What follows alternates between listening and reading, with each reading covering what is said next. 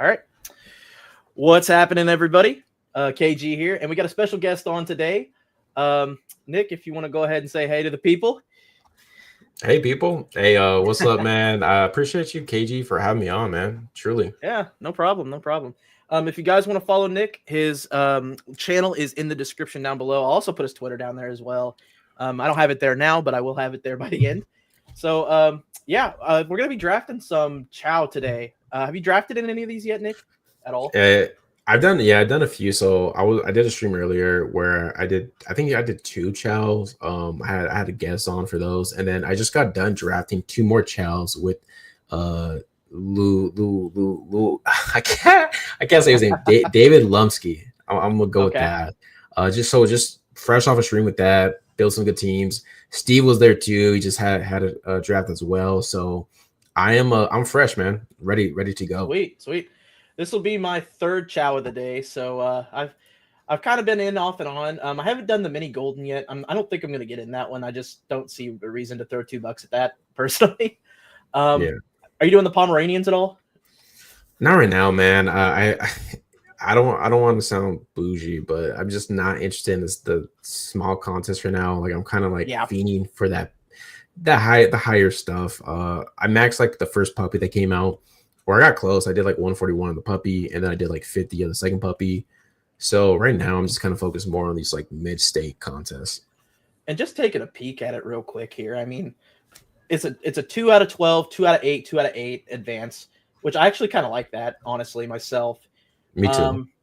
And 58 seat final out of a 5,500-ish contested entry contest. Pretty solid format, I would say, overall. 15 entry max. I wish this was like a 10 entry, but, I'm not going to get too picky about it. But it is what it is. Let's go ahead and hop in one, see what happens here. Are you hopping in one with us, or are we just waiting on people here? For me? Yeah. Hell yeah, I'm down to draft. Let me do one right now. Never can say no to a draft, am I right? No, of course not, man. Steve, how's it going? Hope all is well with you. Hope all is well. If you guys want to hop in, make sure y'all hop in. Have some fun tonight.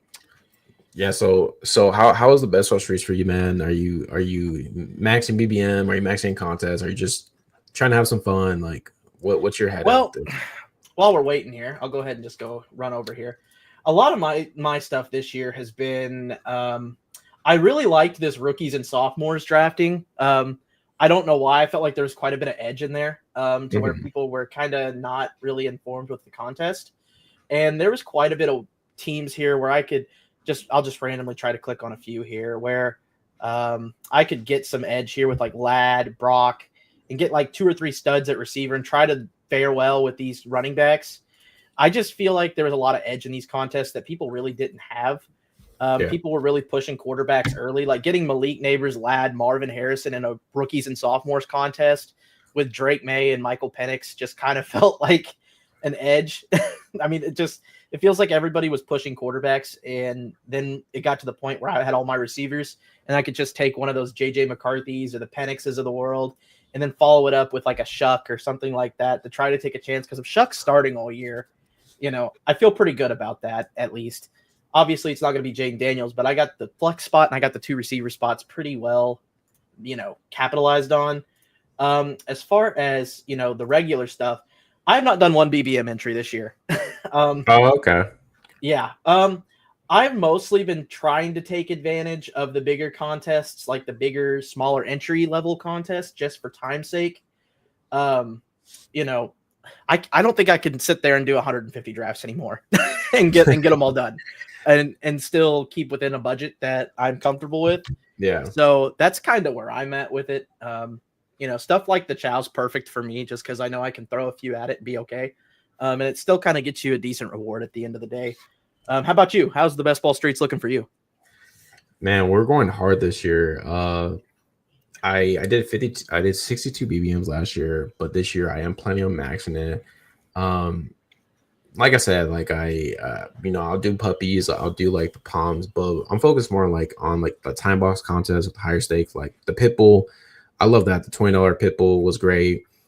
Bulldogs. Yep. the eliminator, like I think I'm gonna do like 100 eliminators. I think that's a very fun contest to kind of sweat all season with. See if you can get a couple teams through. And that's mostly it. BBM eliminator and then like these time box contests.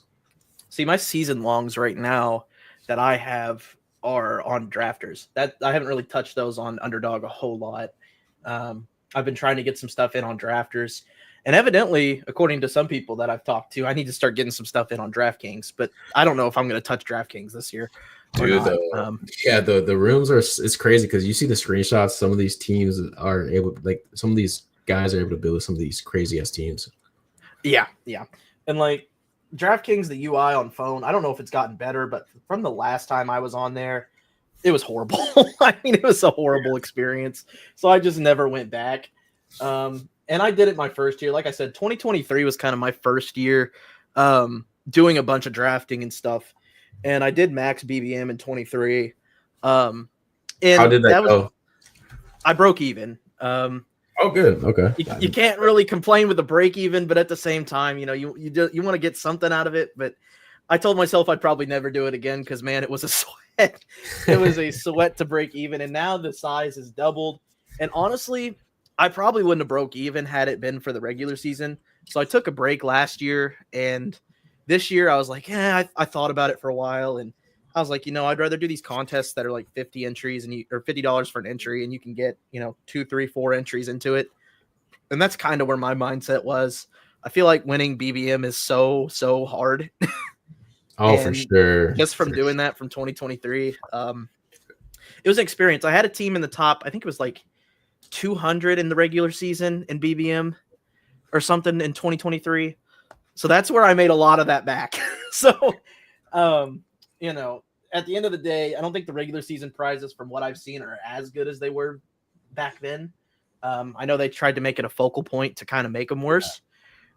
Just because I don't think that's what people prefer. I don't think it's what I prefer personally, but it is what it is at the end of the day. I think it's still a good contest if you want to try to lotto it.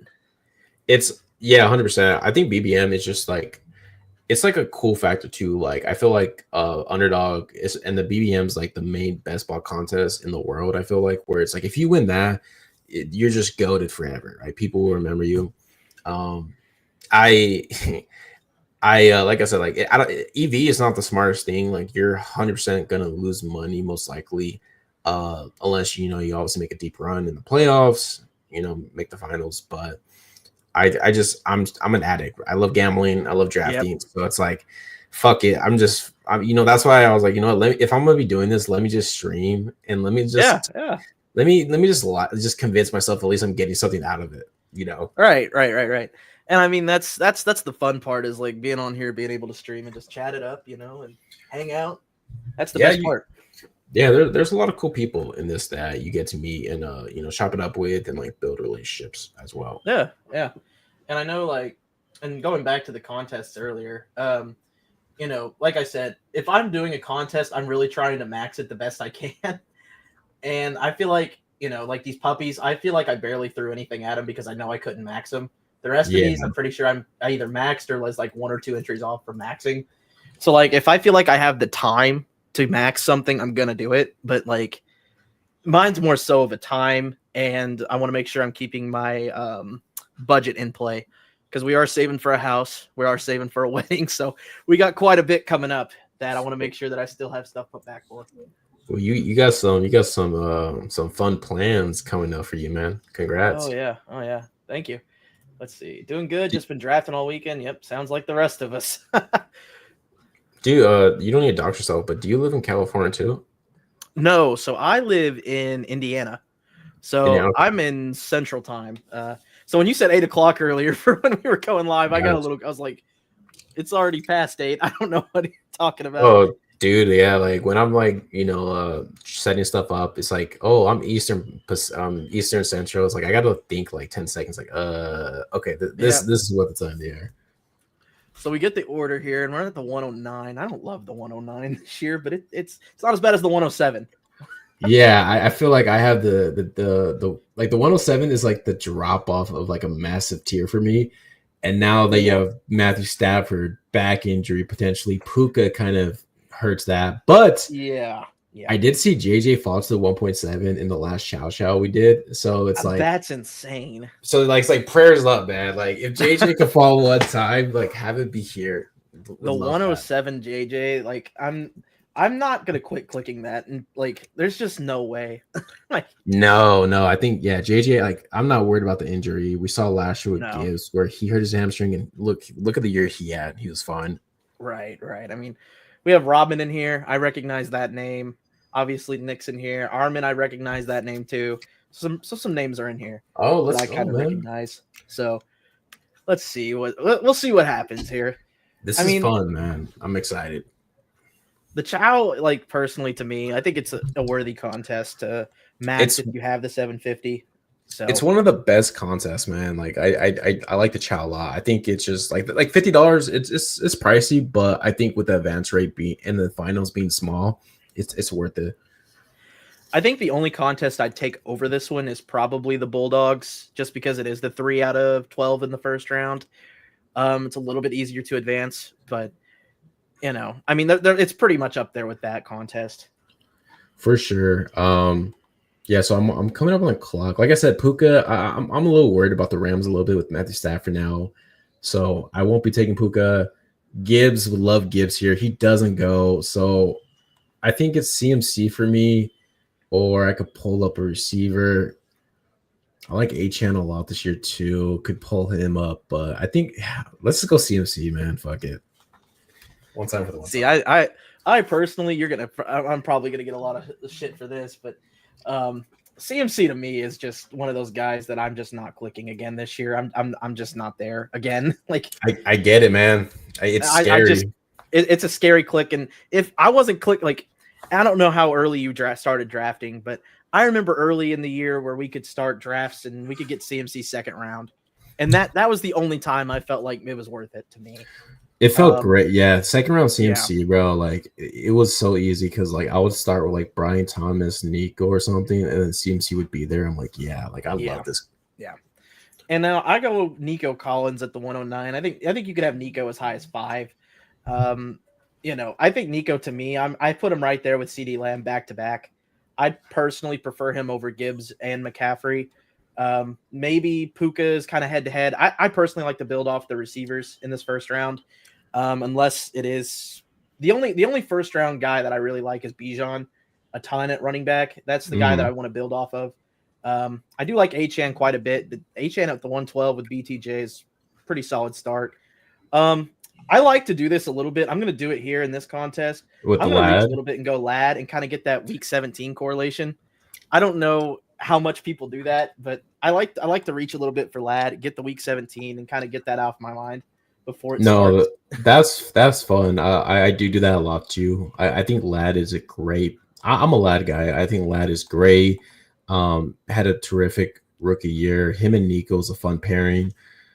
I go AJ Brown. Simple. It's just he's the best receiver left. I think AJ Brown, you could argue, is a first round talent, but the reason he's going here is because he was hurt last year, and obviously the Eagles' passing game isn't the sexiest right now with Barkley in town. But hey, I mean, you never know. I mean, the Eagles, I think they throw the ball a little bit more this year. I don't know. Maybe that's a hot take. I don't know. But I've liked pairing A.J. Brown, Jalen Hurts quite a bit in these just because it's really easy to do. And last year it was not easy to do whatsoever. It's fun. I don't think a lot's changed. I think we knew. Obviously, we didn't expect a historic season from Saquon, but we knew it was going to be a run-first offense. So, getting them cheaper feels good to me. It for sure, man. Like AJ Brown mid-second, Devontae falls to the 5th. I think he's a good pick, and then Hurts obviously. Like if we can't predict injuries, but if Barkley was to get hurt, the Eagles' passing game would go absolutely nuts. Agreed. And on top of that, Jalen Hurts, if anything, gets more rushing production as well, with his legs because he's going to have to move a little bit more, create a little bit more plays. We'll put it that way. But yeah, I mean, the Eagles' offense is a fun one to talk about just because of how good their defense is too. That team is a very complete team, so it's one of those teams that I like to draft. If they're a good team, you kind of like to get them, so it makes a lot of sense. Yeah. Go ahead. I am a little worried though about, not necessarily the Eagles, but there is a team this year that I am a little worried about that people seem to be liking quite a bit, and that's the Packers. I don't really know what their identity is. Mm-hmm. They have a lot of guys that are there in the receiver room, and I don't know who the clear alpha is still after the draft. Is it Golden? Is it Reed? Is it Dobbs? Is it Watson when he comes back? Like I don't know who the guy is. Most people are leaning towards Golden, but I still am a Reed believer, and I know that might be not popular, but it is what it is. I like Reed too, man. I think Reed is solid. Dang, I did want Hampton there. He goes, unfortunately. So I guess we'll just bite the bullet. We'll take Marvin Harrison here. Get a little bit of a discount. Yeah, a little ADP discount, which if he does fall past some of these guys, I'll take him. Adams, I usually go, but like I said, like the Stafford back has me just a little worried right now. But I was definitely gonna go JSN there. Let's see. Do we want to go another third receiver? Do we want to take the quarterback? I think we're just gonna swallow the bullet and take the quarterback and go Lamar over Allen. I've been Allen quite a bit in drafts, so I'm trying to get a little bit more Lamar as we go. I like them both equally as well. I just think Lamar is a little bit more volatile to get hurt than Allen. I think Allen has a lot more upside as far as throwing goes too. Even though last year Lamar, that was his best season throwing yet that we've seen, and it really wasn't even close. I don't really see him repeating that though. No, he will regress in the passing game, but maybe he gets a couple more rushing touchdowns. But who knows, man? Like that offense is so good with Derrick Henry too. Like it's just you can't stop Lamar and Henry. You kind of got to pick and choose what you want to do in that team. So right, I like all the elite quarterbacks, man. Jaden Daniels, he is my quarterback one this year, just because I think the playoff schedule for him is just better than Allen's and Lamar. And I think he could take that second year leap like Lamar did when he won MVP back then. But I think Allen and Lamar are great too. I want to be at field or a little overweight on all these guys. Yeah, I agree. And I think in contests like this too, it's important to get a really good quarterback. Just from the single aspect of it being such a smaller contest, I think having the elite quarterbacks really gives you an edge as far as that position goes. And it's an edge that I've been trying to capitalize on more and more as I'm doing these smaller contests. So that's where I'm at with it. I did go Jameson Williams over here, which hot take. I like him a little bit more than Worthy and Mike Evans. Might be a little hot take-ish, but I think the Lions this year, you got to be out on somebody. Yeah. And I'm out on Laporta. I'm totally out. Yeah. I don't really want him. I don't want anything to do with him. And I think you just got to choose one guy, maybe two. Monty, I'm not really in on either. So I'm kind of out on those guys. I see a lot of downfield for Jameson. I see a lot of potential as well, just throwing the ball generally more with that team. I think they throw it more. Goff's talented. I think Goff is a severely underrated quarterback. I don't know. Maybe that's a Midwest thing because he's over here now. I don't know. But I do. I like the Lions. Like I said, I like to buy good teams. Jameson Williams is a part of a really good offense. So that's kind of where I'm at with it. Dude, 100%. I think one of like if I was to write a book, or let's say if I was going to write like 5 laws of fantasy football, one of them would be draft good players on good teams. Simple as that. Like I think if you do that, you give yourself an edge. I like JMO. I'm a JMO guy. I do think it's funny that because you bring up a good point. Like obviously it's different now because Rice is suspended most likely, right? 4 games. But JMO proved he's a really good receiver. So it's like, why is like Worthy going ahead of him? Why is guys like Tech going ahead of him when JMO proved it? He's the spike guy that you want on your team. And there's the reports from Dan Campbell, bro. It is just phenomenal. Like they're good. They're great. Yeah. He's saying that Jameis is like a difference maker. He's working hard. He's running different routes. Like there's a chance Jamo just develops into more of a true NFL receiver. And if that's the case, damn, like that's scary for what he could do. I mean, we forget how good he was at Bama. I mean, yeah. After the ACL tear, I mean, I think we kind of forgot about how good Jameson Williams really truly is. He's not just this gadgety kind of guy. I mean, he's a lot better than that. And I feel like he doesn't get that credit sometimes. I mean, still 4th-round receiver, so he does get enough credit, I feel. But, you know, at the end of the day, sometimes people, I feel like, look at him and they're like, oh, this guy's just a gadget kind of cutesy player. And that's just not who Javison Williams is to me. He's a lot better than that. So, at least in my opinion. No, you're 100% right, man. I think, yeah, and like worst case, like I think what he did last year, like if he's the same person as last year, he's fine in the 4th round. Right, right. Yeah. I feel like I'm cornered into taking running back here. I don't want to wait another round, so I'm going to go Alvin Kamara. This is not really a fun click, but it's more so of a necessity click. You need an RB here, yeah. That's why I took Henderson, because I like the receivers here, but I just feel like RB is not going to get back to me. I like now that Joe Mixon's dealing with this injury. It takes an RB out of this room, right? It makes it a little weaker. Yeah. So that's why I took Henderson, just because I knew I would get a receiver I like on the way back, but I know I'm not going to get an RB I like on the way back probably. It could be another thing too that I've noticed in these rooms today is the RBs have been pushed up quite a bit. I don't know if that's a smaller contest thing or if that's Joe Mixon got hurt and everybody's panicking to get running back thing, but it seems like these running backs have really been pushed up quite a bit. So because I was going to go Swift there and this guy goes Swift.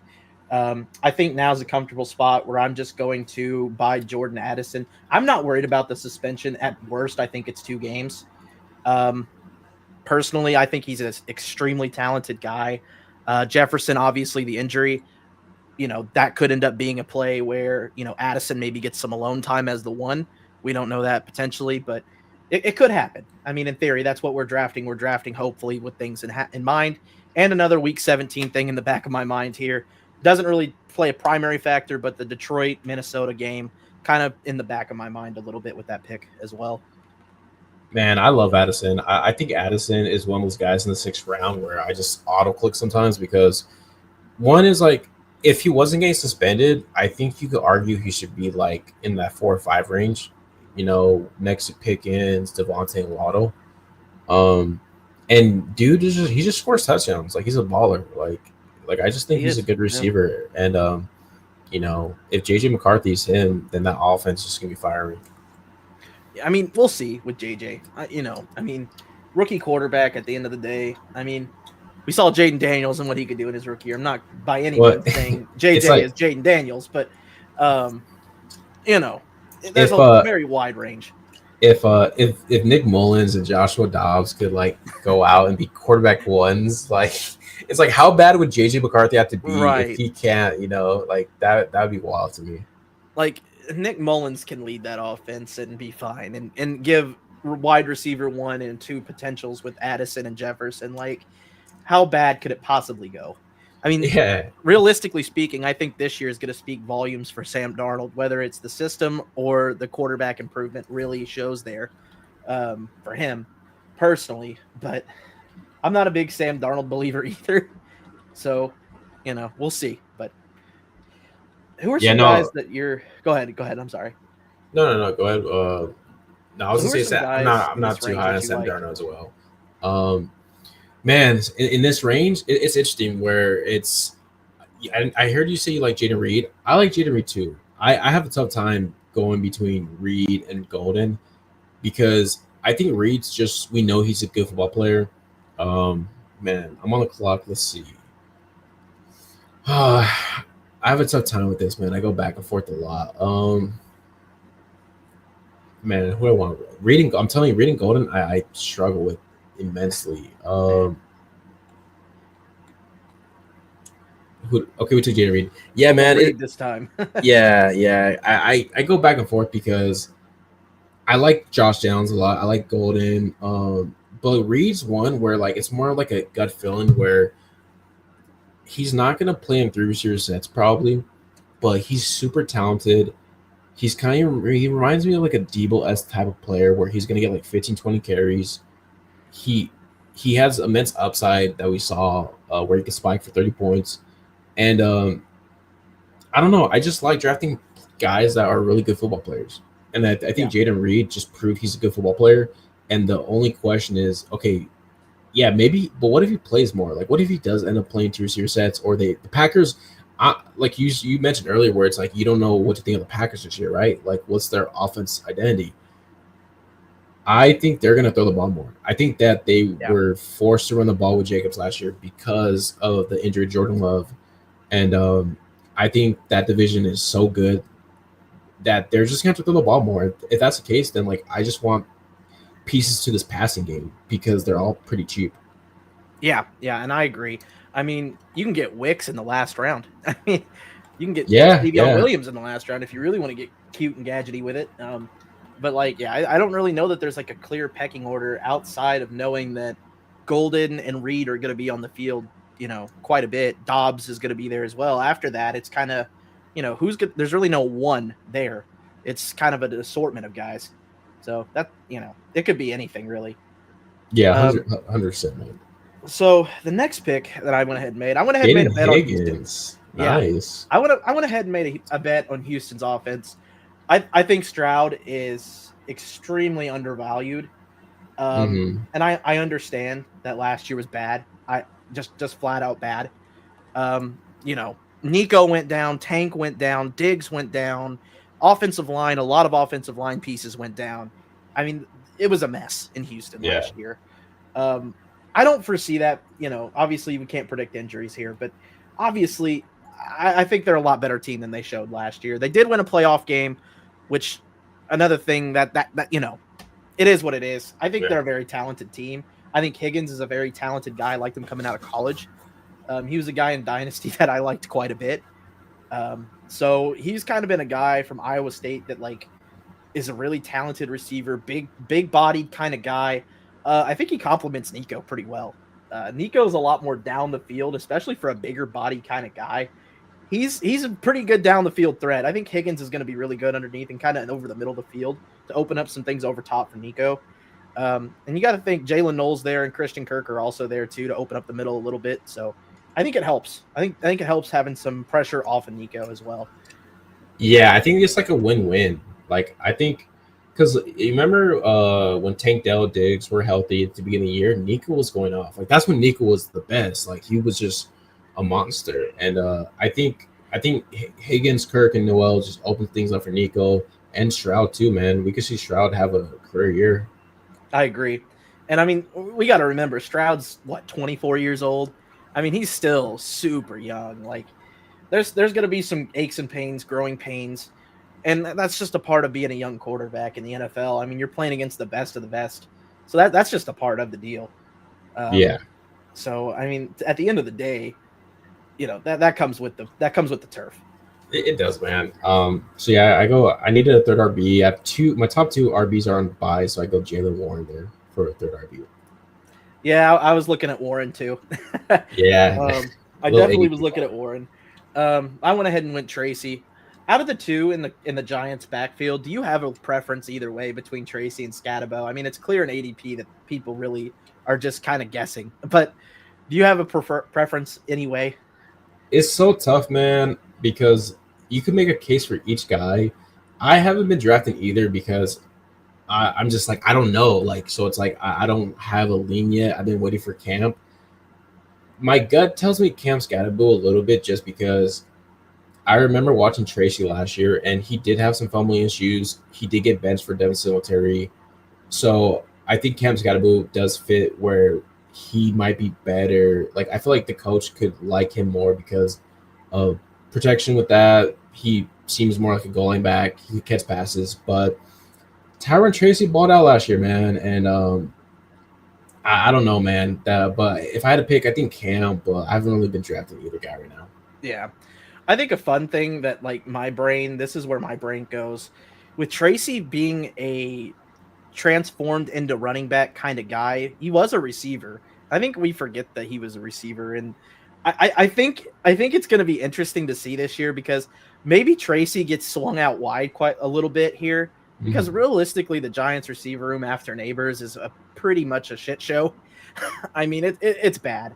I'm not a big Wandale believer and advocate. I'm not a big Slayton kind of guy either. Slayton's great in the last round, but I don't think they're that good. Yeah. And maybe Tracy and Scatabo, I could see sets where they're on the field at the same time. and Tracy's maybe in the slot, and Scadabo's in the backfield, and they kind of do some RPOs kind of things, or some creative ways to get some things involved with both of them. Just something different with both those guys. I mean, that's a good point, man. Maybe this offense is a little better, or maybe they go back and forth. Maybe Tracy, is the guy and leads to better advancement, and then Cam takes over. Maybe it's both. Like I don't know, but they both go cheap enough that I think you could dabble with either at this point. I agree. I mean, like I said, it's hard to really tell which one's going to be the one, but I think that shows an ADP as well. It's baked in. No, 100% bad. So I see you took Mark Andrews, man. You get that Lamar stack. That's very nice. Yeah. And I think a lot of Ravens fans are just down on Mark Andrews. I think his price tag is just ridiculously low for what he is. I mean, he's one of their best red zone threats, if not their best one that's a receiver. And to be honest, I think he's just a talented tight end. I do think he is on thin ice as far as his contract situation. I do know this is a contract year for him. So will we see him in Baltimore next year? Probably not, if I had to guess. I'd say they pay Likely a little bit more than they would pay Mark Andrews. And I could see Likely next year being a guy who steams up boards quite a bit. I'm not a huge Likely guy this year. Obviously, I think something's going to happen to Mark Andrews for that to become a thing. Yeah. For the full potential of him anyways. But that's kind of where I'm at with that. No, 100%. I think you bring up a good point there with that. I go 2 in here, 4th RB. How are you treating the Jaguars RBs right now, man? Because I feel like the Giants, it's like unknowns, and it's like who do you want to take the shot on? Yeah. So the Jags backfield right now is spot. I saw a report today that from one of the beat writers, I don't remember which one it was from Jags camp, that they were saying that Tank Bigsby looked like the guy today. Yeah. And that he was looking just absolutely phenomenal in comparison to Tootin and Etienne. The clips that they posted to me looked like Tootin was the guy, but maybe they posted a bad clip. I don't know. Tootin to me is really one directionally running. He reminds me a lot of Achane coming out. Yeah. Just because Achane was really like a smaller kind of guy who people thought was kind of gadgety and gimmicky. And then he came out and put out the most efficient rookie season. And I don't know. I don't think he's Achane. I don't think he's nearly as good as Achane, but there's a chance he could be with the way Cohen schemes. And Etienne, I do think, is going to be the guy starting. But towards the end, we could see, the kind of Rachaad White fade off that Rachaad White had with Etienne. That's kind of my opinion on it. I think that's a great point. I think that's kind of the thesis I am, where it's like Travis Etienne, he kind of fits that Rachaad White mold, where it's like he's not an efficient running back. He is a first rounder, people say, but that was a long time ago.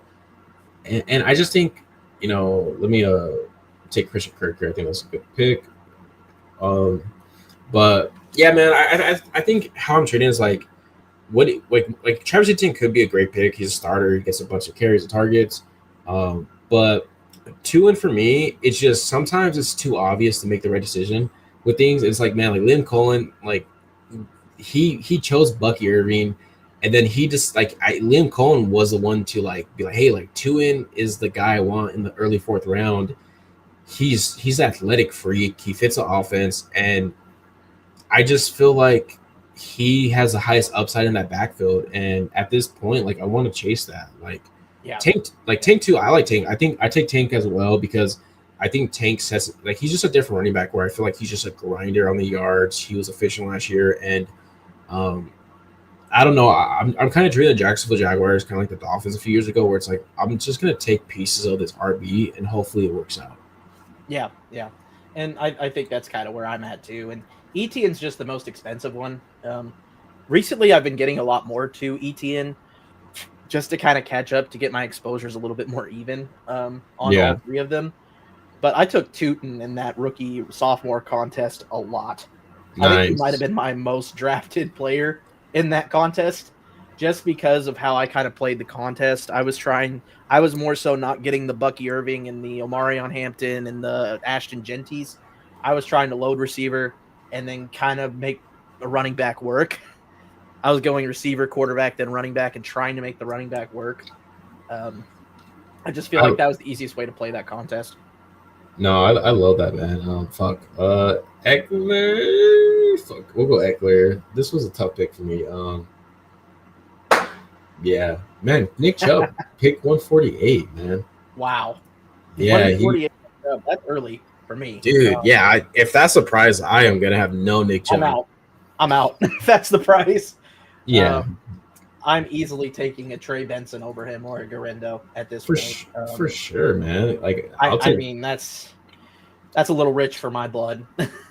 Yeah, give me give me Woody Marks like round 18. Yeah, give me the Woody Marks, the ugly Woody Marks at round 18 over that, because that to me is just a little bit of an overreaction, because we're not even sure if Mixon's missing week 1 yet.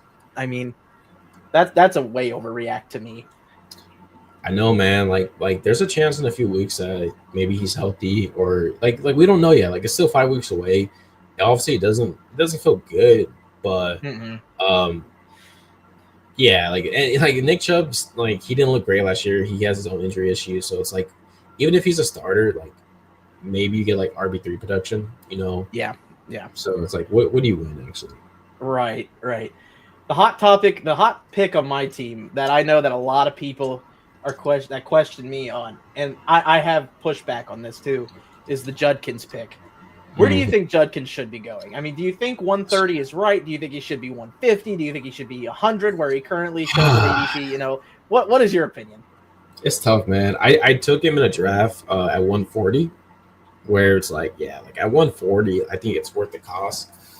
I don't know, man. It's so hard because like you legit can be taking a 0 all season, which doesn't feel good, or this case gets thrown out, and then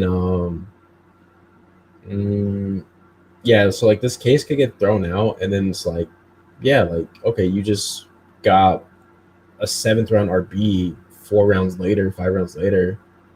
So I don't know, man. I think where you got him's good value potentially. Like I think it's worth the swing because like the RB's there. It's like, yeah, like you're getting the 34th overall pick, who's athletic freak that maybe is innocent. So I think it's worth where you got him at. Yeah, I mean I've had a hard time not clicking him. I think at worst this guy is a 4 to 6 game suspension for what happened. I could be wrong, but we've seen guys get suspended for a year. I mean, we've seen it happen. Yeah. But and the other part of this too, that's kind of a weird situation, is he hasn't signed yet. That's the thing that I think holds me back a little bit too. Where I think that's the tough one right now that people are trying to swallow. Let's be honest though. This is the Cleveland Browns. They have no shame about signing guys that have, you know, some past issues. They have Deshaun Watson still on their roster, just to name one. Obviously, they gave him quite a bit of considerable amount of guaranteed money. But the fact that he's still on the roster tells me that they don't necessarily have a problem with this either. Yeah, I mean, you it's like you go out, you sign Deshaun Watson, you give him a full guaranteed contract, he fucks you over with allegations, and then now it's like you draft the 34th overall pick for RB that maybe is a woman beater. So it's like, yeah, you know, you want to have some hope and be like, yeah, let's just hope this case gets thrown out. It's a weird one though too, because like he's not signed, and if this case does last, like there's a chance that he's on the commissioner exempt list, and like there's a chance he just doesn't play because he's on the exempt list, and until the situation gets resolved, he won't play. So I don't know, man.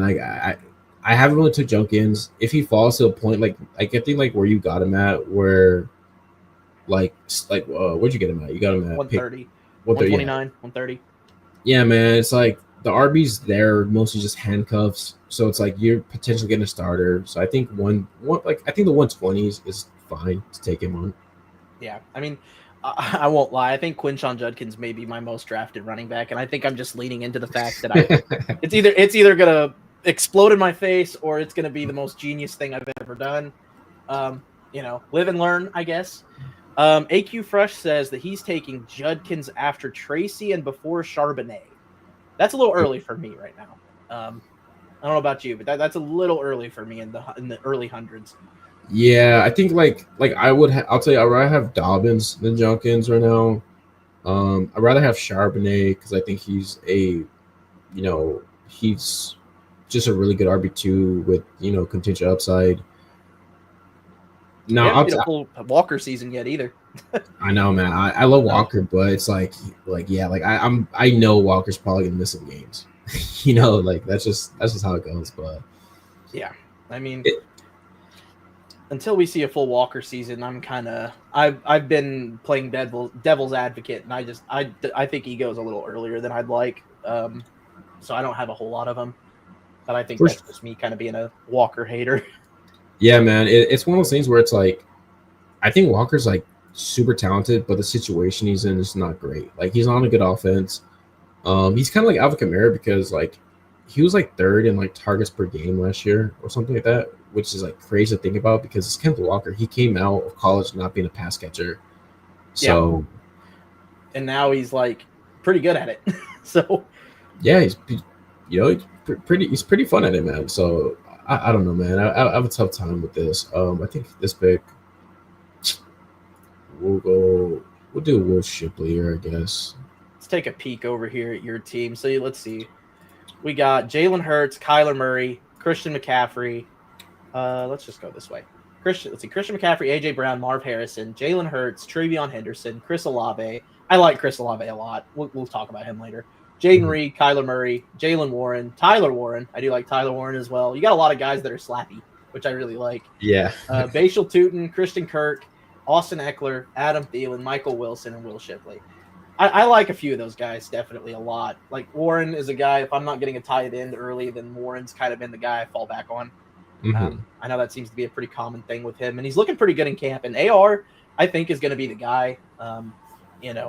I've kind of thought that all along, regardless. They spent a top 5 pick on the guy. You can't just throw him to the wayside, in my opinion. Yeah, I think as a franchise, you want to try to give A-Rich one more chance. I don't think he's gonna succeed at it, but I do think A-Rich will have a chance to at least prove something. Right. I don't know that he's this elite kind of quarterback, but at the same note, when they drafted him, they should have expected him to be a developmental kind of guy. He'd only started, 17 games in college? Dude, it was an absurdly amount. That was so low. And such little experience. That's going to come with growing pains, and a lot of them. That should have been expected. And I think they just kind of threw him to the fire and fed him to the wolves or whatever you want to say and said, here you go, figure it out. And I think they're learning now that did not work. Yeah, it's crazy. He was such a raw prospect as a quarterback, and he didn't really play much games. The reason with A-Rich, it's I don't think he loves football. The fact that he's the only quarterback that I think I've ever seen that took himself out of the game because he was tired. Yeah. I had never seen that before either. And that to me was a little bit worrisome.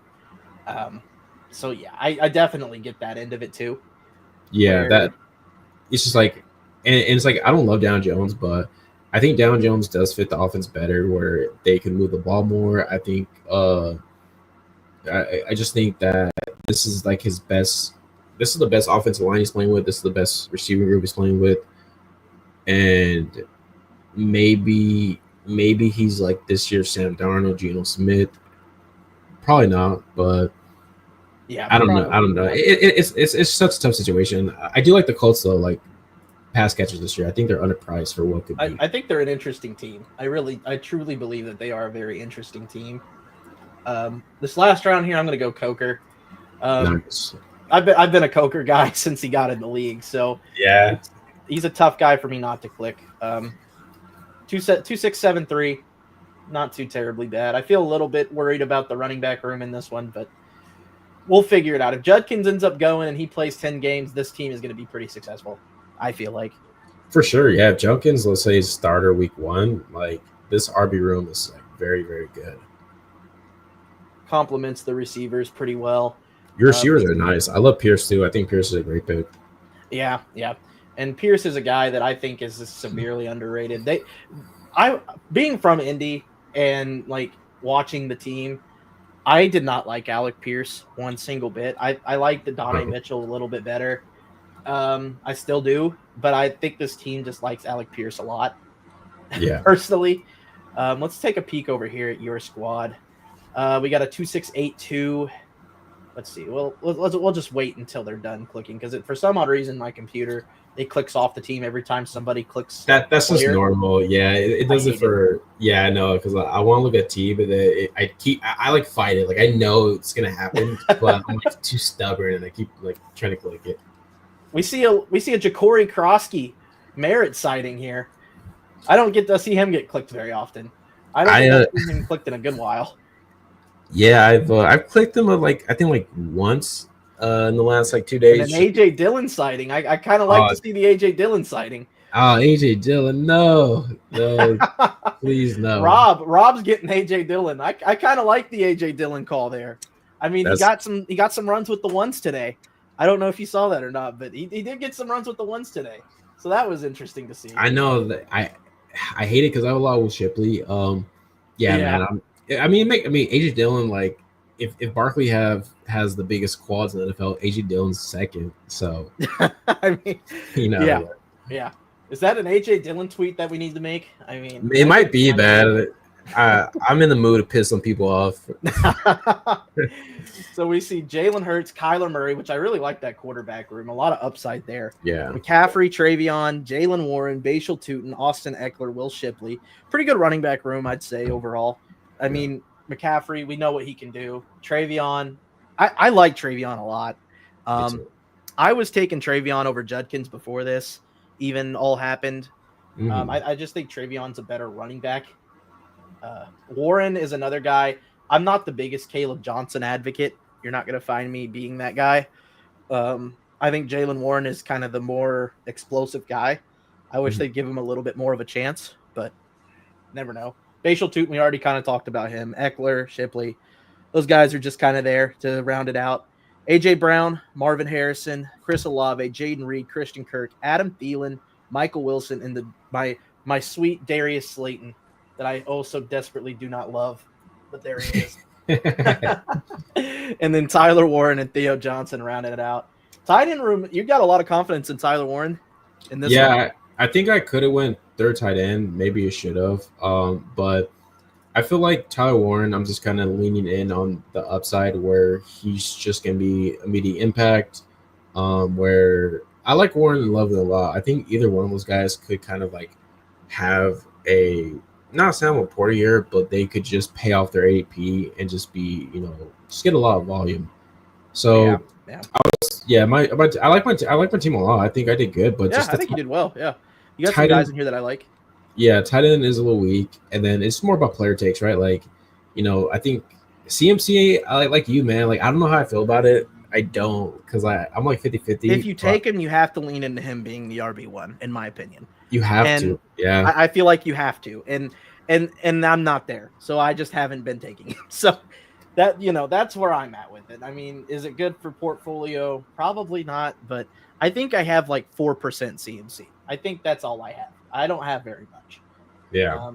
I know I have like 15% Amon-Ra. I have like 13% Gibbs. I have like the heavy Lions guys that I want. But I haven't really been leaning the McCaffrey route. I'd rather push up one of the receivers like Nico or even like Amon-Ra. I've been pushing up a little bit. I think Amon-Ra's kind of fallen under the radar for a lot of people. That's a good point, man. I think so. I have this thought with Amar St. Brown where it's like, dude's been so good the last 2 years. Like, he's elite, like production wise, and like his floor is one of the best. And I do think people just chase like the new sexy toy because it's like Brian Thomas, Neighbors, Nico, Puka all go before Amar St. Brown. I think maybe Brian Thomas goes a little after, but I just think people are like, I think Marcin Brown, if we look back after this year, be like, yeah, like, why didn't we just take the guy who's shown he's done the last 2 years? Yeah, I mean, the guy's been the most extremely consistent receiver we've had. in the last 3 years, I feel like, not named Jefferson or Chase. Even like Lamb has shown some, non-consistency last year without Dak. I mean, I get that it was a Dak thing and kind of not a him thing. And he had an injury kind of going on too. But, I think he's kind of up there with those guys on the tier of being that as far as consistency goes. Let's see. We got Ludo saying, "What's up? What's up? How we doing?" What's up, man? Yeah, I was on his stream for 2 chow chows actually before this. Okay. I was gonna say, is this the one that we struggled with the name? Because I definitely struggled Yeah. with the name. yeah. I've heard it a million times, but every time it's like I call him D-Lou, Tomsky. Let's hear it from him. What would you prefer to be called? Is it D-Lou or Tomsky or Lou Tomsky? There we go. There it is from the guy himself. There you go. Lou Tomsky. There it is. And you know what? I guarantee I'm going to butcher it next time. Hey, 100%. It is what it... David. Okay, well, there you go. Dave. That makes it even easier. Makes it easier for everybody. I might do another chow if you want to hop in. If not, I know you said you had another stream you were going to, but I'm probably going to do another one. Yeah, man. I would love to, but I think I got to get ready for like my stream too. Plus, I got to do a couple things. I got to take my dog out and yeah, stuff like that. But man, like I appreciate you having me on. This was a lot of fun, and down to always come on, and plus vice versa with you too. Yeah, for sure. Just let me know, and we can do this again sometime. Hopefully, shortly soon. Yeah, love your setup, man. I'm gonna have to DM you for some details because I feel like you have it down to the T. But for sure, bro, appreciate you having me on, man. I had a lot of fun. Yeah, no problem, guys. If you want to follow Nick, his details are in the description below. Nick, appreciate you having on as always. Have a good night, man. Of course, my friend. Have a good night. Talk soon. See ya. All right, guys. So we're going to go ahead and keep on the drafting fun here. We're going to try to get into one more chow before bed. D-Money when I win BBM 6. He's going to be D-Money when he wins BBM 6. You got to love the confidence. We were just talking about this, David, a little bit ago, about contests and stuff. And I have not entered one Best Ball Mania yet. And I don't think I'm going to this year. I maxed it in 2023, and I broke even, and I told myself I'm not doing that ever again. It was a little bit too stressful for my liking, especially trying to get contests on top of that. In as far as my budget goes, that's kind of where I'm at with it. I love watching people draft Best Ball Mania. And I kind of like, hearing the player takes in Best Ball Mania and kind of people making their stances. But I think I'm sitting it out for this year. I sat it out last year because the regular season prize is getting gone. This year, I still don't think they're that high. So I'm kind of sat out on it. I know a lot of people don't like the regular season stuff. I kind of did because I think it just kind of helped multiple ways to regain money. And I think they kind of took that out. So for me personally, I don't think I'm going to hop back in this year. But I am rooting for the people that I know. So, beggars can't be choosers, I guess. So that's kind of where I feel or land on it with this. If you guys want to hop in a chow, go ahead. We need 3 more to get in. I might put it in the Discord here.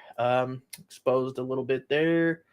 Let me see if I can get somebody from the Discord to kind of hop in and hang out for a little while. Let's see.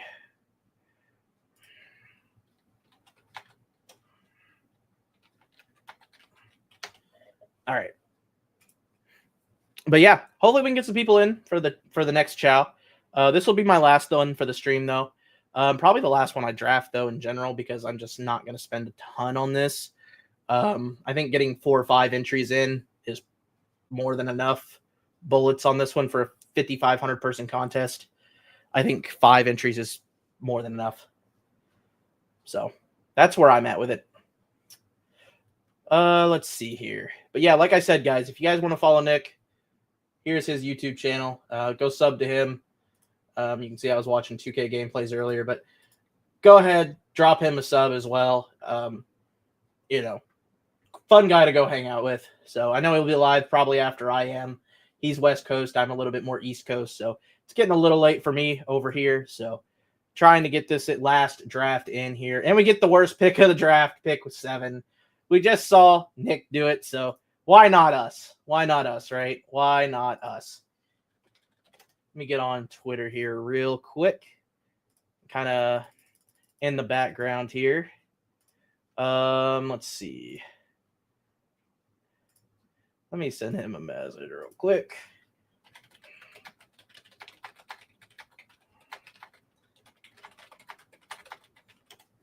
All right.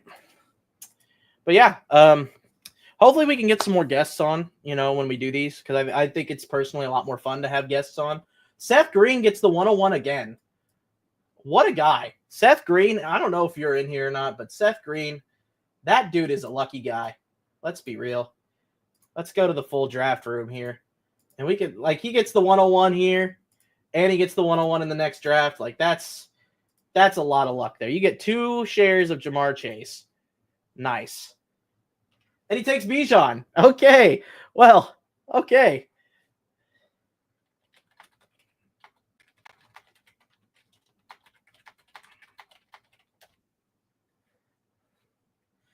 All right. Well, like I said, I'm going to stand on my word here. And at pick 7, I'm probably pushing up a receiver. I'm not taking McCaffrey. It's just not happening. I'm just not doing it. And we're going to push up Malik Neighbors, or no. We're going to push him up. We're doing it. We're going to push up Nico Collins again. I think Nico Collins, we're taking him again. I'm okay with it. I like Nico quite a bit. Brian Thomas goes at 108. I'm like I said, I'm not pushing McCaffrey. I don't want him. I don't want anything to do with him. Nico Collins, again, is a guy that I think has a slightly better range of outcomes than Neighbors in a half-point PPR. If this was full-point PPR, I'd probably be taking Neighbors over Nico, but I'm a huge Nico fan, so that's kind of where I'm at with it at this point. Puka Nacua at the 110. Pretty good value for Puka, I feel like. I feel like Brian Thomas was a little bit of a reach, but that's fine. Get your guy.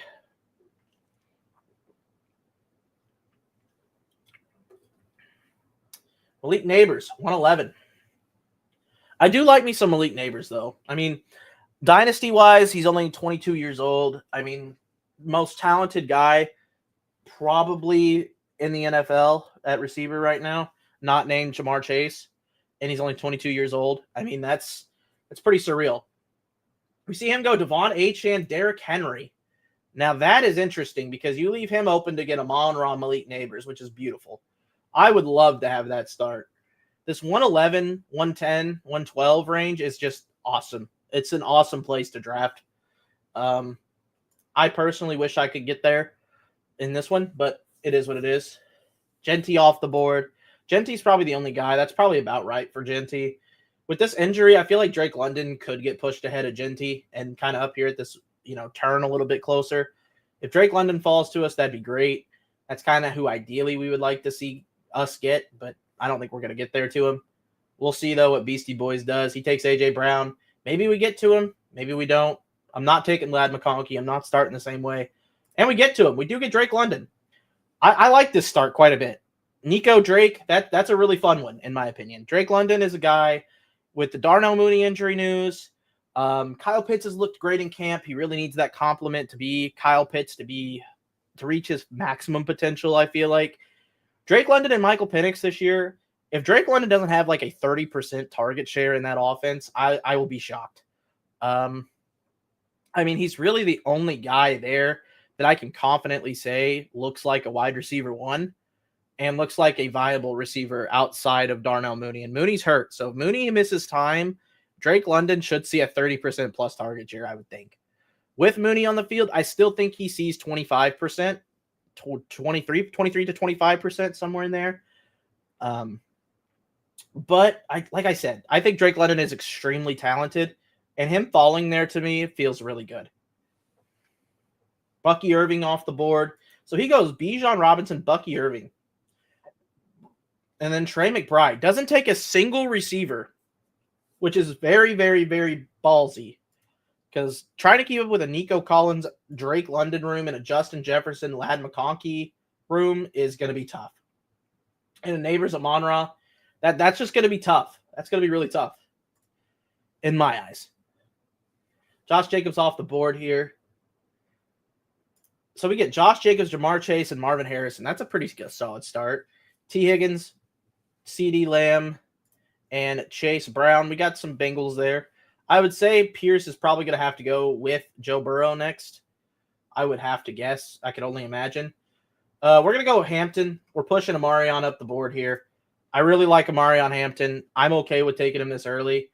I think he's a stud. I think towards the end of the year, we could be talking him up to the range of this Genty Taylor conversation. Maybe Henry falls a little bit out of this, but I think we could be talking him up here at some point next year, especially with the way the Chargers like to play. I feel like he's a great player for them. That should not be going as low as he is. Granted, I do think mid-third round, maybe a little bit rich, but I do think he's better than Kyron. I do think he's better than Brees already. I think he's already better than those guys. Josh Jacobs, I think that's kind of where you draw the line. I'd rather have Jacobs than Amarion, but that's where I draw the line. As far as the running backs go, anyways. Jameson Williams at pick 35. We have a guy reaching here to get that the Lions stack. Okay, Amon-Ra, Jameson, and Neighbors. That's interesting because I don't think he really had to do that. But, you know, I mean, it is what it is. Lamar Jackson kind of fallen here quite a bit. He could go Lamar Jackson and get an insanely fun team if he wants it. That's if he wants it. He doesn't want it. He passes. This is probably going to be the guy who takes him. Lamar, McCaffrey, AJ, and Worthy is extremely fun. Wow. That's extremely fun. I'd be happy with that team. I would not have done Lamar Jackson with this team personally. You go Ram. Yeah, I probably wouldn't have done that, but you know, like I said, it is what it is. I would have probably went receiver. I'm not a big guy on having not two receivers through the first 4 rounds. I want half my team to be receivers through the first 4, at least. Hurts off the board. We could go Daniels here, which would be extremely fun. We could also go Kittle here, which is extremely fun. I think we're going to go Daniels and keep things pushing. I think we get Daniels here at a slight discount. So we have Jaden Daniels, Amarion Hampton, Nico Collins, and Drake London. I think that's an extremely fun start. I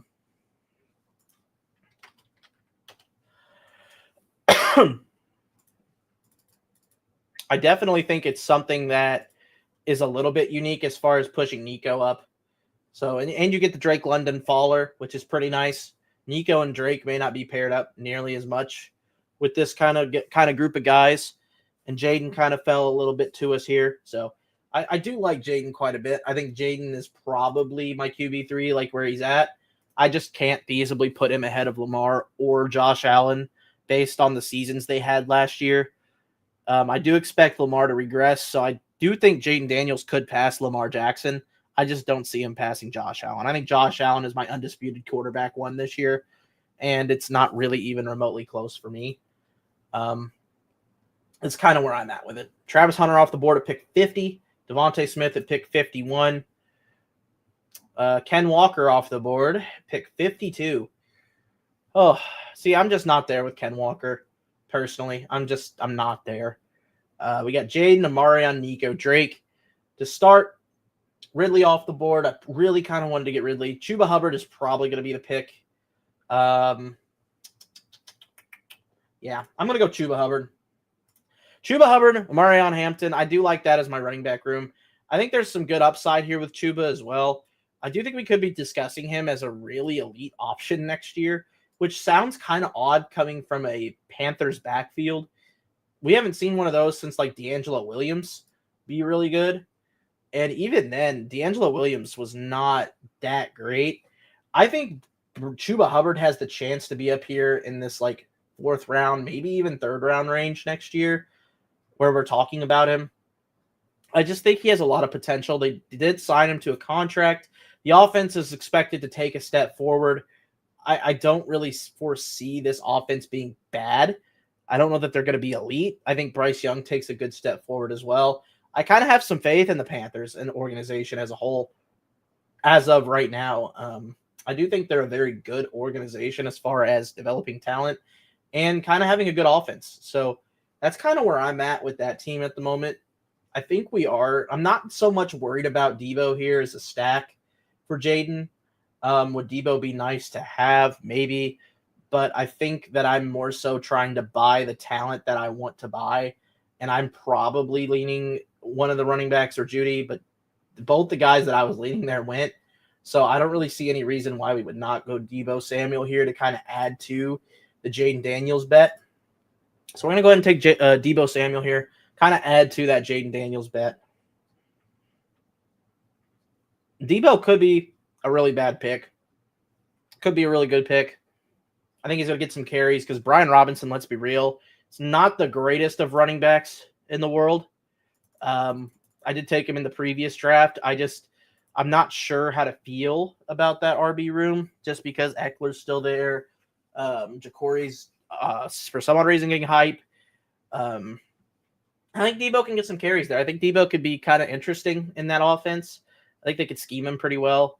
So we'll see. I mean, I think this whole thing of him being out of shape or whatever is kind of overridden a little bit. It's just not something that I feel is very valid at this point. And I think, honestly, Debo is still a good receiver. I mean, he's not bad by any means, but I just think that we're a little bit underrating the fact that Debo is a little bit older. He's 29, and he didn't look great last year. I think we're a little bit forgetting that, but I think the new situation really helps him quite a bit. I think getting out of the San Fran area helps. I think he really was ready to just move on, and I think that's going to help him quite a bit, especially knowing that this team is a championship contending team. I think that's going to help tremendously. This guy goes Diggs, Emeka, Ibuka, which is two guys that I had queued up. Quite great picks, in my opinion. He's really rounded out this team quite a bit. And I really like his team at the 101 with Bijan there. Bijan, Bucky. Pickens being your receiver one is a little bit rough. I personally would not like that, but I mean, that's what he ended up with. So we're going to go ahead and go Jaden Reed here. And reason being, Jaden Reed knows ball. Jaden Reed is good at ball.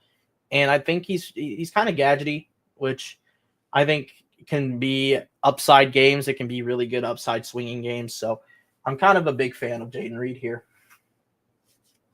Getting him at a slight discount, not a huge discount, obviously, but enough to where it's good enough to warrant a discount. Let's see. We got another pick in 9 picks. Probably not going to get Josh Downs. If we get Josh Downs, that'd be huge. Probably not going to. But that would be great if we could. Most likely not going to, though. We're definitely not going to go double stack here, I don't believe, like we did last draft. Not really a range where you want to draft a receiver. You more so want to go running back or tight end here or quarterback, which honestly, the quarterbacks I'm not really a huge fan of at this pick, especially considering what my picks are currently. I don't really have a guy who's stackable here, and I don't really have a naked guy that I really want to grab. I might grab Mahomes and try to get Kelsey. I just don't know how well that's going to work out for me because we'll have a lot more picks in between, and I don't know that we'll get Kelsey back, and then we have Mahomes kind of naked. So that kind of hurts. Let's see. Yeah, I don't know that we'll get Kelsey back. That's the big thing there. So I think going down and grabbing Kelsey is a pretty good bet for this team. Pittman goes off the board. That was our next pick on the queue. I think taking Kelsey here is a really good bet. I don't think Kelsey should be this low. I don't know that he should be any lower than Hawkinson is, which is about where the case is. He's about a round lower than Hawkinson. I'm willing to take Hawkinson and him back to back if that was the case. Mahomes goes off the board. We kind of anticipated not being able to get both of them, which, I mean, it is what it is at the end of the day. I do like the fact that we got Kelsey.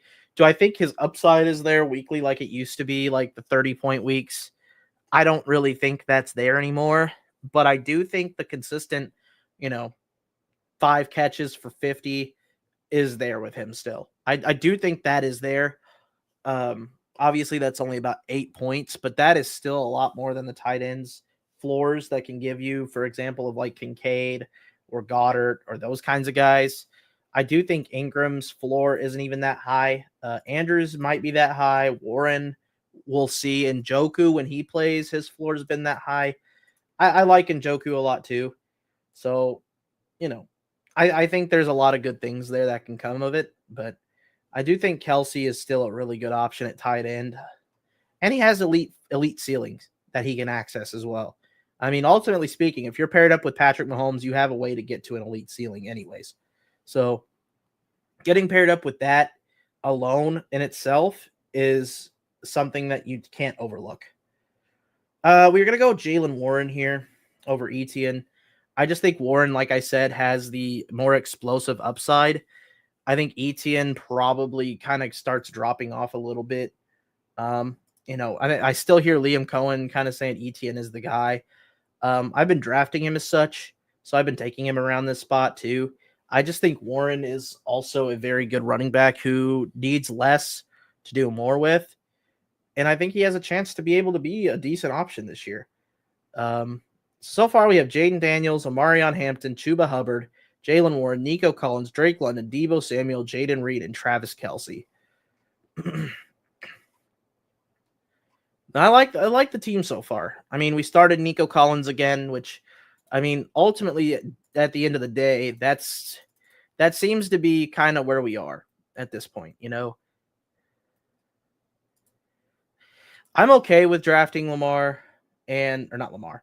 What am I saying? I'm okay with drafting Deebo and Jaden together. But Deebo by himself, I just don't know how big of a fan of him I am. Now, Etienne falling all the way here, I'm comfortable with taking Travis Etienne all the way down here. If Etienne falls to me here, I'm okay with this pick. That's about the only time I'm going to say that, though.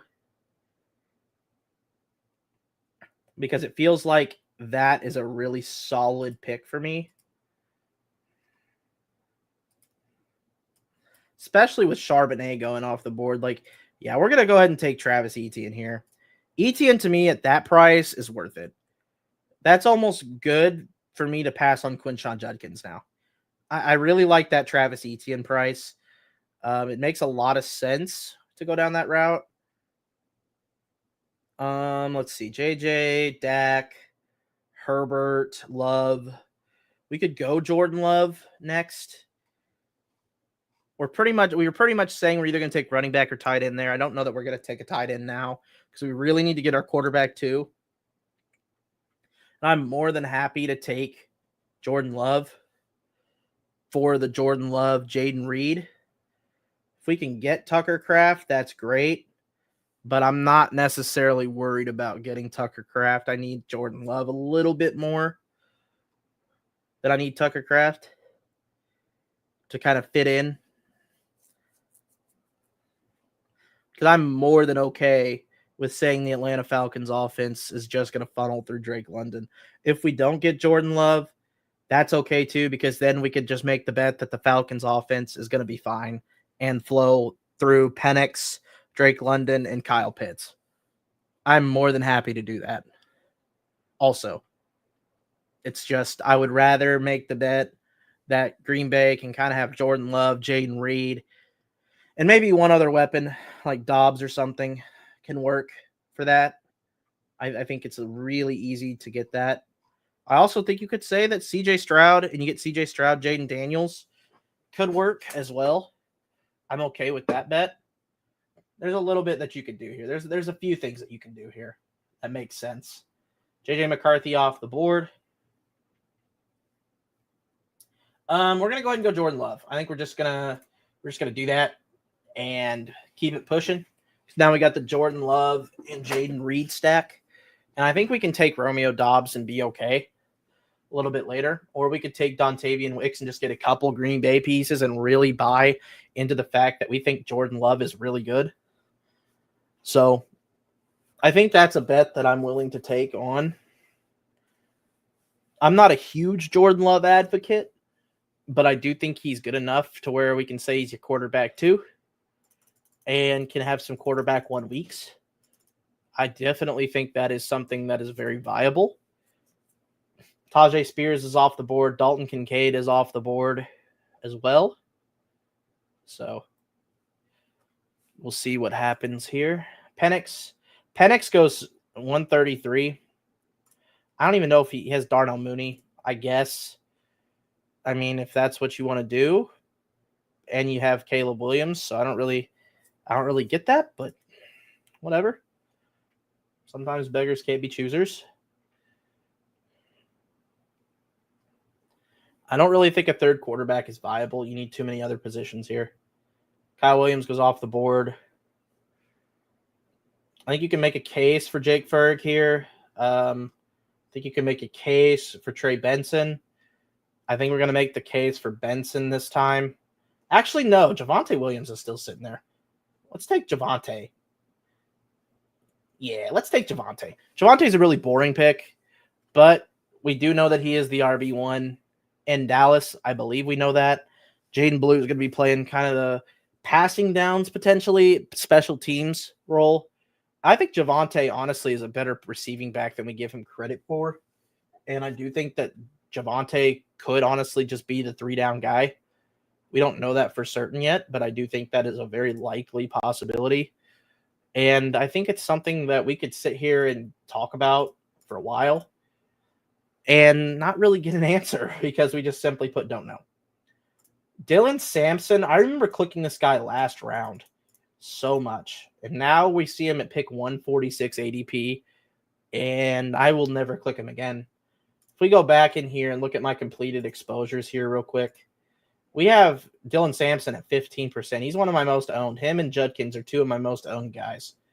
And I think the reason for that is because I think one of those Browns backs is just going to take the lead and run with it. I don't really think it's going to be a committee thing. So we'll see what happens with it, but I just personally don't believe that. I think your receiver room here is really good. I think if you get Dobbs and Jaden Reed, I think you're looking really good. You're just saying Golden is not going to be that great, and Dobbs and Jaden Reed are the 2 guys you want to have, which I think is not a bad bet to make, honestly, because Golden coming out of college really wasn't that touted. So I feel like that was something that I think he was a little bit of a reach in the NFL draft as well. I think that's just a take that I'm willing to die on the hill of. He takes Kyle Pitts there, which, I mean, interesting draft there from him. So we'll see what happens here. Maybe we get Dobbs and we kind of double stack it here.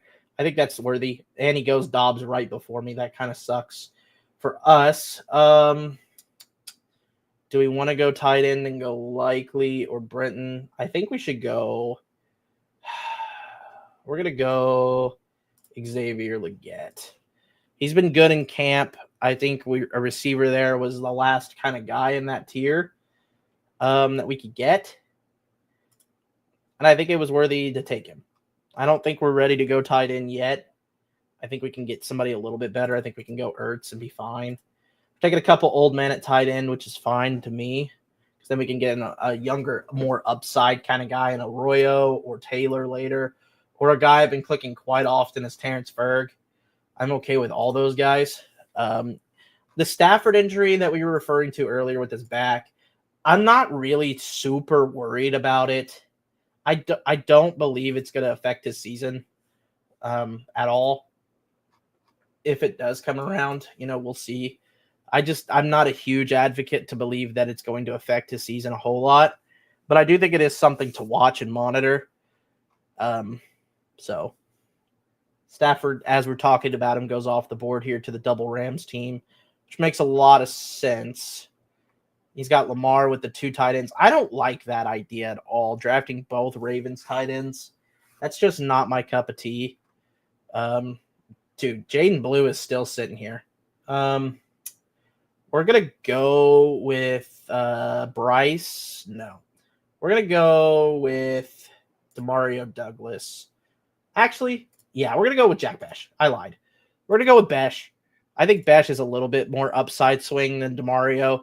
And we need a little bit of upside with this room, I feel like. Because if Debo doesn't pan out and Jaden Reed, we need some spike weeks. And I think Jack Besh can provide that, especially with that team playing from behind a lot more, I feel like. Demario Douglas is kind of a slot guy that I don't really know how much upside he's going to provide, especially considering they drafted some guys, or brought in some guys, I guess. Kyle Williams is there. Diggs is there. They're talking about Bourne being decent. Again, I don't really have the Bourne take that people have, but that's kind of where I'm at with it. I think Diggs is going to be the alpha in that room. And if anybody's going to have the upside, it's Diggs. So that's where I'm at with that. Of course, my Angels lost again tonight. That does not shock me in the slightest.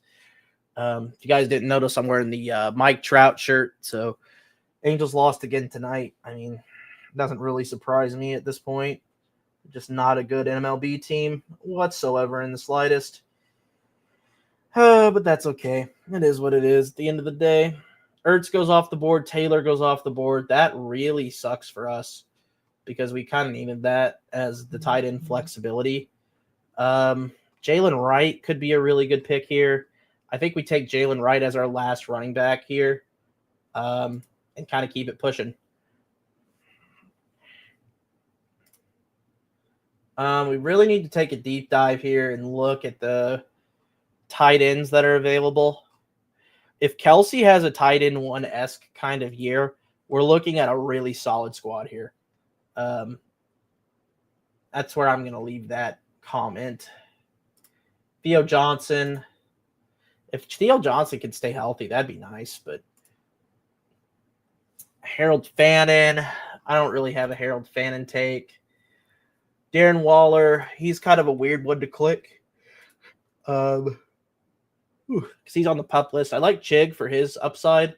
Because he definitely has some like upside weeks to where he could boom.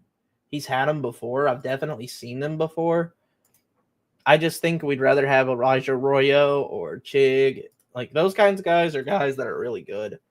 Jawan Johnson is another guy that I really like quite a bit. Even though it is Tyler Shuck, at the end of the day, he is their second best weapon on the receiving end. Shaheed is okay, but like he's a boomer bust kind of guy. Olave is their only consistent option, I would say, as a receiver. So it makes sense that we would make that bet and Chig to be good. I also think it makes a lot of sense for us to take Alec Pierce again as a boom kind of guy, boom kind of play. Michael Wilson's going to be on the field quite a bit more. I think Michael Wilson makes a lot of sense too in a team that really doesn't throw a ton, but I do think he is going to be on the field. 101 points, as you can see. I mean, Alec Pierce last year was a very good receiver. And he's playing on a contract year, so this is going to be a big year for him. And we get Michael Wilson off the board, so we're definitely taking Alec Pierce here. I think Alec Pierce there is a really solid pick. I think it makes a lot of sense. Now we're just going to hope that we can buy upside at tight end here behind Kelsey and kind of keep it moving. I mean, Arroyo is one of those guys that I feel like is going to start and start pretty urgently. Realistically speaking, I don't think AJ Barner's really going to challenge him for the job. I do think Arroyo is extremely talented. As far as a pass catcher goes, he is kind of known for that in college. So Elijah Arroyo makes a lot of sense for me. And especially with Noah Fant being gone now, Arroyo just makes a lot of sense. And he was great in Miami. And that's unfortunate that Seth takes him again.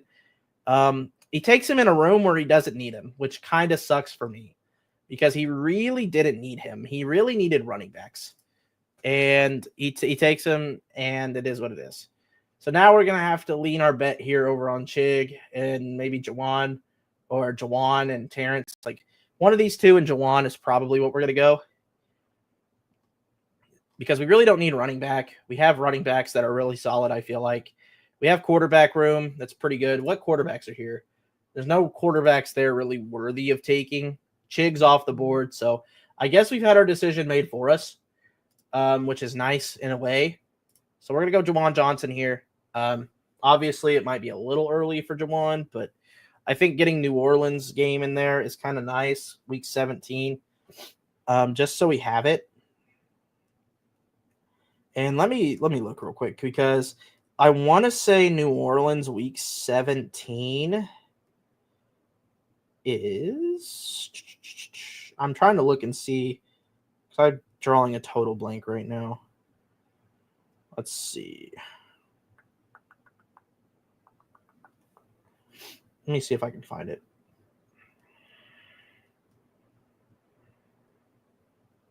Here we go. Week 17 for New Orleans is Tennessee. I mean, Tennessee's fine. They're not anything extravagant, so. He's on the other side of the Commanders. Dallas. Yeah, I mean, Dallas would have been nice to get a piece from that other side. And then we know that the Ravens are on the other side of the Green Bay Packers. Would have been nice to get a Dallas piece, but we're not going to. Instead, we're probably just going to take Terrence Ferguson.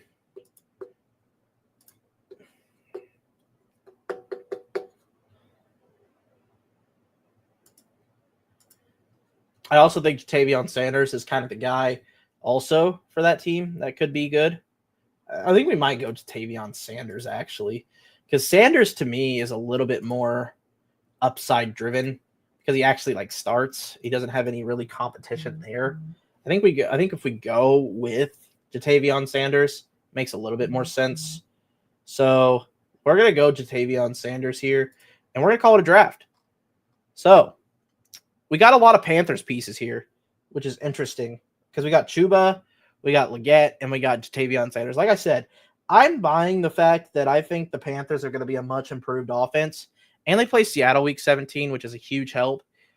Seattle kind of sucks, to be honest. And they play Tampa Bay, who has a terrible defense, and they play New Orleans week 15, which New Orleans is decent, but not great. They have a really good 15, 16, 17 schedule, like a sneaky good one. And I feel like that could be something that really plays to their advantage. Same with the Falcons. They have Tampa Bay, Arizona, and the Rams. Not any team that really sits there and scares you other than the Rams potentially for defensive purposes. And then the Packers as well. Denver is really good. Chicago is probably pretty good. And Baltimore will probably be pretty good. That week 15, 16, 17 schedule for the Packers is pretty rough too. But I do think overall the Packers are a very good team. So I do think making the bet that they're going to be a decent team is not necessarily a bad call. The Chargers have KC, Dallas, and Houston. I think we can make a call there that they're going to be, a pretty okay weeks 15, 16, 17. Houston, they have Arizona, Las Vegas, and the Chargers. The Chargers that last week are going to be a pretty tough matchup. And we did get that Nico and Chargers kind of thing going again here, only we didn't do it with Ladd. We did it with Amari on Hampton this time. So we did kind of make that a little bit bet there. But yeah, that's the team. 2673 yet again. As you can see, the 2673 is kind of what I ideally want to get into these chows. I think getting 3 QBs is a little bit, I'm not going to say worthless, but I think 2583s and 2673s are kind of the best routes to go in these, just because they make the most sense. So that's where I'm at. That's going to do it for me, though, tonight. Like I said, appreciate Nick coming on at the beginning of the stream. Until next time, I am off here, and I will talk to y'all later. Have a blessed night, day, wherever you are, and I'll see y'all in the next one. And until next time.